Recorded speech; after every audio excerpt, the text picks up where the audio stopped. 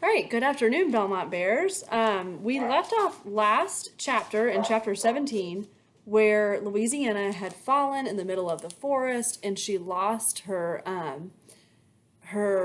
letter and she lost all the things that she was carrying, her bologna sandwiches and all those things, and so she was just devastated. She was on the forest floor and she was crying and very upset, and then someone came and picked her up, which is kind of strange to me. I don't know if you remember.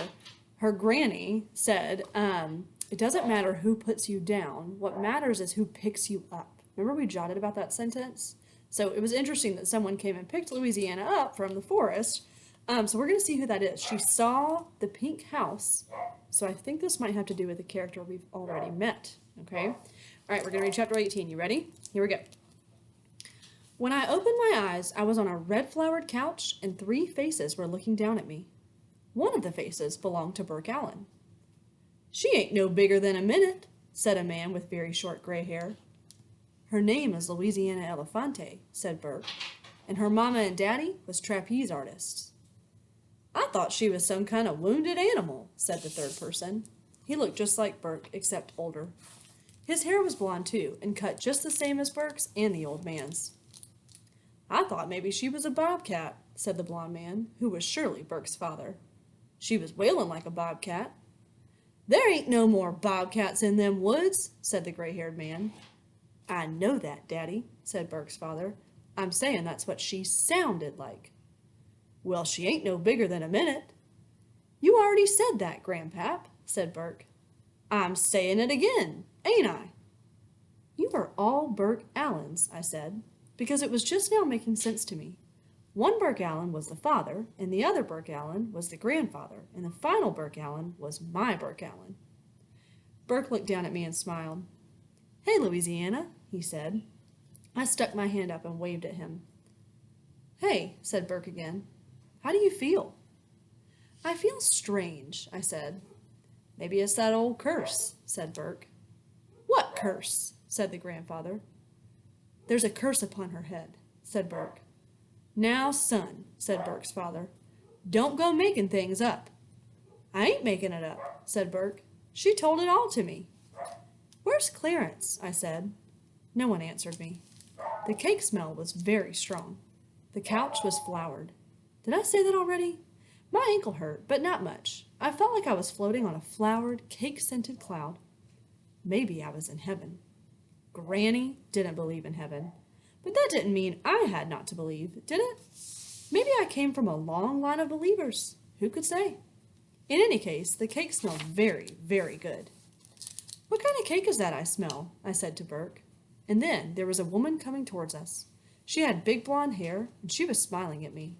She didn't look a thing like the Blue Fairy, but she smiled the same way the Blue Fairy smiled. She was wiping her hands on a striped dish towel. She said, "Honey, that is my famous chocolate cake." Burke said, "Mom is making 17 cakes." "17?" I said. "17," she said.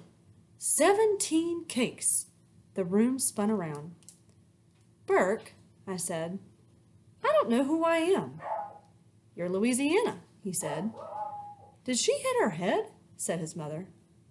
"There's a letter," I said. I tried to sit up, but I felt dizzy and I immediately laid back down. "The letter explains everything." Actually, it doesn't explain anything at all, and besides, the letter is gone, blown by the wind into the lands of no return. "Well, how's that?" said the grandfather. "The lands of what?" "We'll find it," said Burke. "I don't want to see that letter ever again," I said. I started to cry. "She's crying," said Burke. "I see that, son," said Burke's father. "Hey, now," said the grandfather. He took hold of my hand, and his hand was so rough and calloused and oversized that it was like holding on to a horse hoof. I cried harder. I had never held hands with a horse before. "Thought she was a bobcat," said Burke's father. "No bigger than a minute," said the grandfather. He squeezed my hand with his horse hoof. It hurt, but it was comforting, too. "Burke," I said, "Granny's gone." "Gone?" said Burke. "Gone," I said. The world smelled so sweet. I thought I would just close my eyes. All right, that's the end of chapter 18. We're going to be on chapter 19 tomorrow. So Burke Allen's family has taken Louisiana in, and there seems to be a lot of Burke Allens. It's kind of confusing. So I want you to think about, I know we've been thinking a little bit about how Louisiana might be feeling at different moments of the story. Right now, she's found Burke Allen, who she was looking for. She's been taken in by them. The father and the grandfather and Burke Allen and his mother, they all seem to be really nice to her and asking her questions, but she still seems very upset.